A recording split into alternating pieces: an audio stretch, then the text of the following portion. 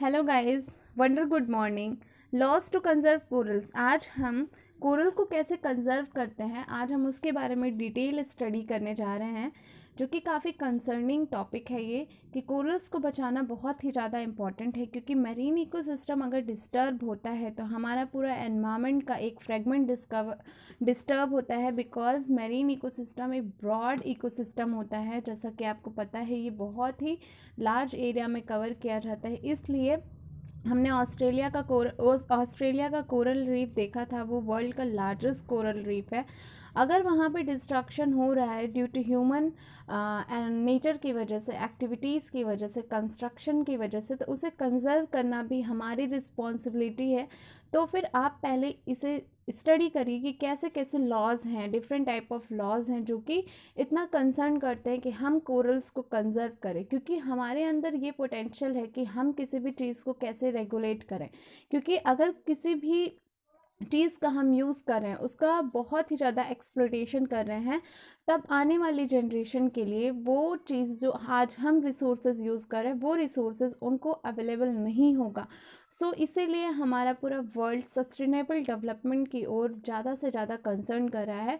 सो अब मेरे से भी मैं भी आप लोगों से यही रिक्वेस्ट करना चाहूँगी कि प्लीज़ ज़्यादा से ज़्यादा एनवायरनमेंट को प्रोटेक्ट करिए। बिकॉज इतनी ज़्यादा एनवायरनमेंट से होने वाला, जितना ज़्यादा हम एनवायरनमेंट को इफ़ेक्ट कर रहे हैं, उससे कई गुना ज़्यादा अमाउंट में और उसकी क्वालिटी और क्वांटिटी, जब एनवायरनमेंट हमें इफ़ेक्ट करता है ना, तब वो उससे कई गुना ज़्यादा हार्मफुल होती है। तो अभी भी टाइम है कि हम अपने एनवायरनमेंट को कंजर्व कर सकते हैं।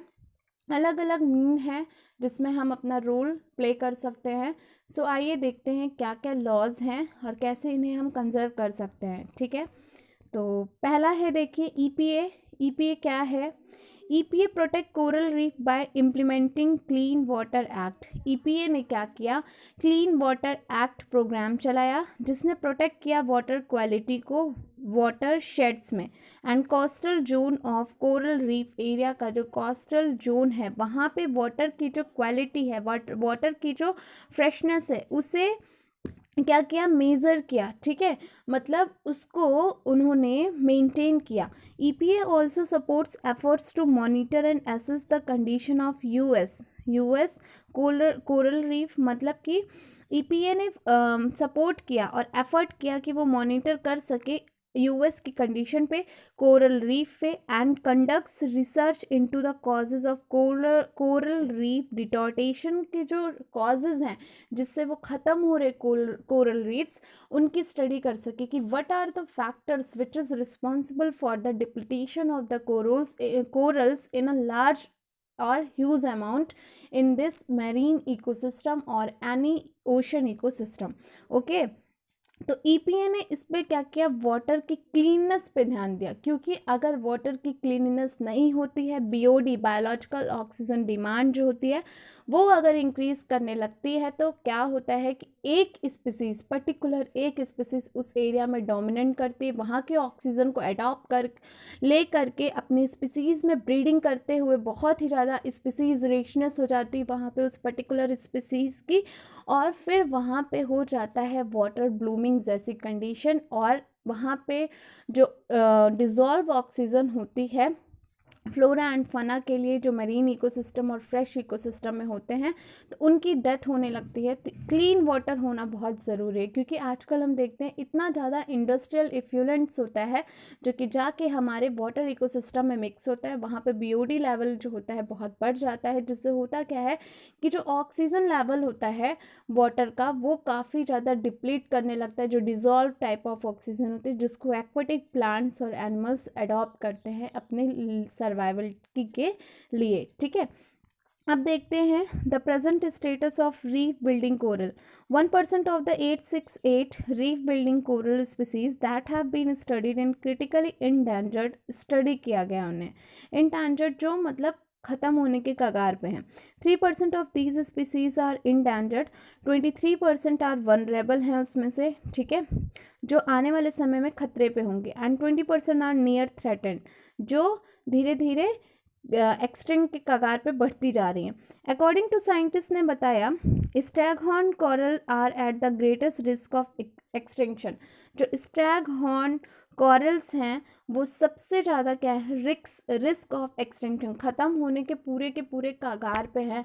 और मेनली इसके लिए हम ही लोग रिस्पॉन्सिबल है, चाहे हम इंडस्ट्रियल एफिलेंट रिलीज़ कर रहे हैं, चाहे हम वहाँ पे एक्वाकल्चर कर रहे हैं, चाहे हम वहाँ पे अपनी इंडस्ट्री को स्टेबलाइज कर रहे हैं, रोड कर रहे हैं, माइनिंग कर रहे हैं, कुछ भी कर रहे हैं हम, उसके लिए हम ही रिस्पॉन्सिबल हैं वहाँ पे कि कोरल्स का जो एक्सटिंक्शन हो रहा है डायरेक्टली और इनडायरेक्टली ह्यूमन ही वहाँ पे रिस्पॉन्सिबल है। क्योंकि किसी एनिमल को कोल की ज़रूरत नहीं है, किसी एनिमल को पर्ल की ज़रूरत नहीं है, किसी एनिमल को एनर्जी की ज़रूरत नहीं, किसी एनिमल को बिल्डिंग की ज़रूरत नहीं, सिर्फ हम ही को इन सब चीज़ों की ज़रूरत है। हम अपने ही फ़ायदे के लिए अपना नुकसान करें क्योंकि जितना ज़्यादा हम इकोसिस्टम को डिगार्ड करेंगे, इकोसिस्टम आने वाले समय में हमें ज़रूर डिगार्ड करेगा। ये बात हमेशा याद रखना है। आइए देखते हैं CRZ लॉ क्या होता है। In India coastal regulation zone, okay, rules govern human and industrial activity के बारे में बताता है। Close to the coastline के पास में कोई भी इंडस्ट्रियल एक्टिविटी और ह्यूमन एक्टिविटी को रोका गया in order to protect the fragile ecosystem near the sea के पास में। The latest rule have a no development zone of 20 meter for an island close to the main coast land। कहा जा रहा है जो मेन कोस्ट लैंड है वहाँ से जो आइलैंड का एरिया है 20 मीटर तक कोई भी प्रकार का डेवलपमेंट, किसी भी प्रकार का डेवलपमेंट नहीं होगा। And for all back water island in the main land, उस पर्टिकुलर एरिया में जहाँ भी कहीं आइलैंड होगा उसके आसपास किसी भी टाइप का डेवलपमेंट प्रोसीड नहीं किया जाएगा। ये इस रूल के अकॉर्डिंग है, coastal regulation zone rule, okay. अब लास्ट है हमारा एनवायरमेंट प्रोटेक्शन एक्ट, देखते हैं जिसे 1986 में स्टेबलाइज किया गया with the objective of providing for the protection के लिए and improvement of the environment के लिए, मतलब एनवायरमेंट को प्रोटेक्ट करना, उसे इम्प्रूव करना। The objective of hazardous waste management and handling rules 1989 is to control the generation, collection, treatment, import, storage and handling of hazardous waste को क्या करना, कंट्रोल करना। क्योंकि अगर हम इसको अभी कंट्रोल नहीं कर पाएंगे, स्टार्टिंग में नहीं कंट्रोल कर पाएंगे, आने वाले उस एज में जब ये बहुत ही ज़्यादा इंक्रीज़ कर जाएगा तब भी हम इसे कंट्रोल नहीं कर सकते, क्योंकि तब तो इसका अमाउंट बहुत बढ़ जाएगा और पॉल्यूशन बहुत ज़्यादा होगा। जब कोई चीज़ बहुत ज़्यादा हो जाती है तब उसे कंट्रोल कर पाना बहुत मुश्किल होता है, मुमकिन है बट मुश्किल होता है। सो प्लीज़ हम्बलफुल रिक्वेस्ट है आप सभी से कि एनवायरनमेंट को प्रोटेक्ट करने की ज़्यादा से ज़्यादा कोशिश करिए, क्योंकि बहुत ही ज़्यादा ये ज़रूरी है। देख रहे हैं इस टाइम पे भी इतना ज़्यादा एनवायरनमेंट मतलब अफेक्ट हो चुका है कि अभी हमने स्प्रिंग सीज़न देखा ही नहीं, बट फॉरेन ही हमारे पास समर सीज़न का इंडिकेशन आ गया। फरवरी में ही समर सीज़न का इंडिकेशन हुआ और अप्रैल में, मार्च में तो इतनी गजब की गर्मी पड़ रही है।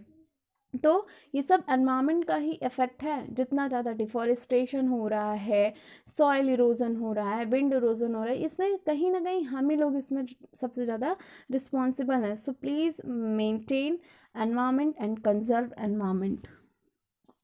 India is a participated to green coast project. India ने ग्रीन कोस्ट प्रोजेक्ट भी लगाया है for the conservation of the coral. Marine national park help to conserve this. Marine national park भी है जो कि इसको कंजर्व करता है, ठीक है। नेशनल मैरीन पार्क है और गल्फ ऑफ मन्नार गुजरात में, great Nicobar biosphere reserve, Mahatma Gandhi marine national park, ये सब रिस्पॉन्सिबल हैं इंडिया के, जो कि कंजर्व करते हैं कोरल्स को, कंजर्वेशन में, कोरल्स के कंजर्वेशन में अपना रोल ये प्ले कर रहे हैं, ठीक है। सो आज क्या है, वर्ल्ड वाइल्ड लाइफ डे है, आज वर्ल्ड वाइल्ड लाइफ डे है। सो मैं आपको फिर बताती हूँ, आज 3 मार्च है, तो आज के दिन हम वर्ल्ड वाइल्ड लाइफ डे मनाते हैं। इसमें हम कंजर्वेशन करते हैं। इसका एम क्या है, to conserve flora and fauna of the world. पूरे वर्ल्ड के फ्लोरा एंड फना के कंजर्वेशन के लिए ये डे रिस्पॉन्सिबल है। सो प्लीज़ आप जितने भी फ्लोरा एंड फना को कंजर्व कर सकते हैं आप उन्हें कंजर्व करिए और अपने एनवायरनमेंट को प्रोटेक्ट करिए, पॉल्यूशन फ्री बनाइए और हमेशा खुश रहिए। Please watching this video again and again. Thank you so much.